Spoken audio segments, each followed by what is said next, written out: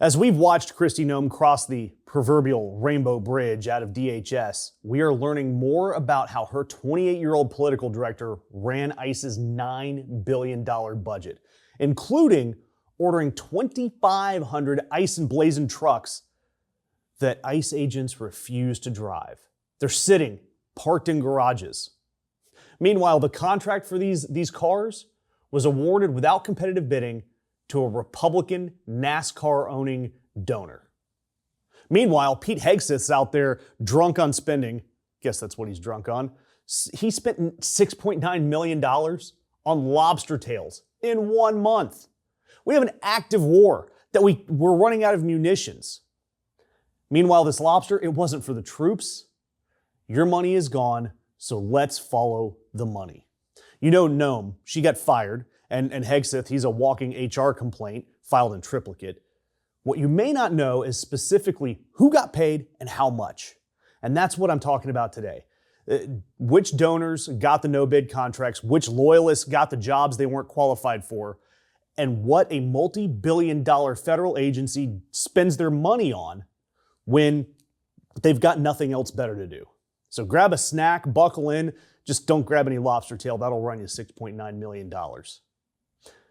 The same people, the same Republicans that told you that they were going to run government like a business, spent $15 million on ribeye steak in September, which, to be fair, is exactly how some businesses are run, just not the ones that you'd want to invest in. Unless your last name's Trump, but that's a whole other story. Meanwhile, over at DHS, Madison Sheehan, 28-year-old, Noem's former political director in South Dakota, executive director of the South Dakota Republican Party, was put in place by Noem as ICE's deputy director, second in command of a 20,000-employee federal law enforcement agency, and she had a $9 billion annual budget. When asked about her qualifications, Sheehan said on the record, quote, "What really makes anyone qualified for any job?" Which is a philosophy that works great if you're deciding whether or not to move to LA to try out an acting career. It's less great for a person overseeing a federal department that's overseeing immigration enforcement. So Sheehan orders 2,500 custom pickup trucks and SUVs wrapped with ICE's logo. They've got ICE's motto, and this is not even a joke, Donald Trump's name on the back window. There's one huge problem with that. As you know, ICE doesn't really like marked vehicles. Their entire operational model depends on agents not announcing that ICE is on the way.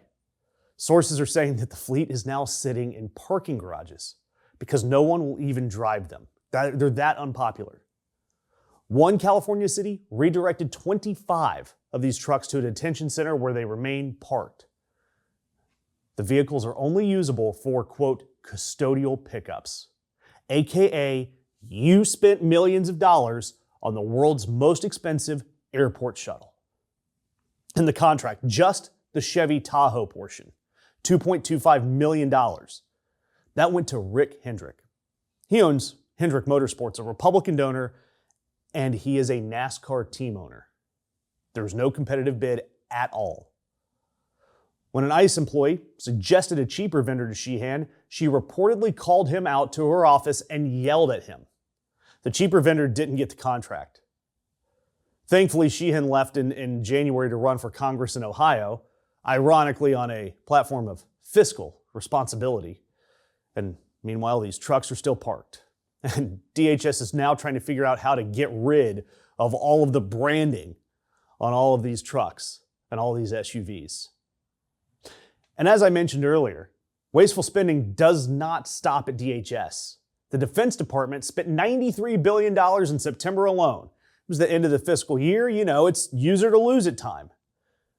Government watchdog opened the books, has a full list of how they spent their money. My favorite, a $98,000 Steinway grand piano for the Air Force Chief of Staff's home. We've got $5.3 million in Apple devices.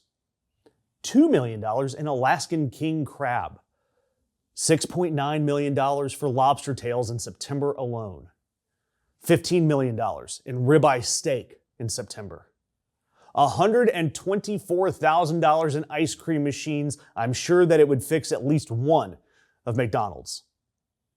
$139,000 on 272 orders of donuts. I don't know what a military-grade donut costs or what it even is, but I guarantee you that it is much more than it should be. And we're going to keep following the money here, so be sure to subscribe to Ring of Fire, hit that notification bell.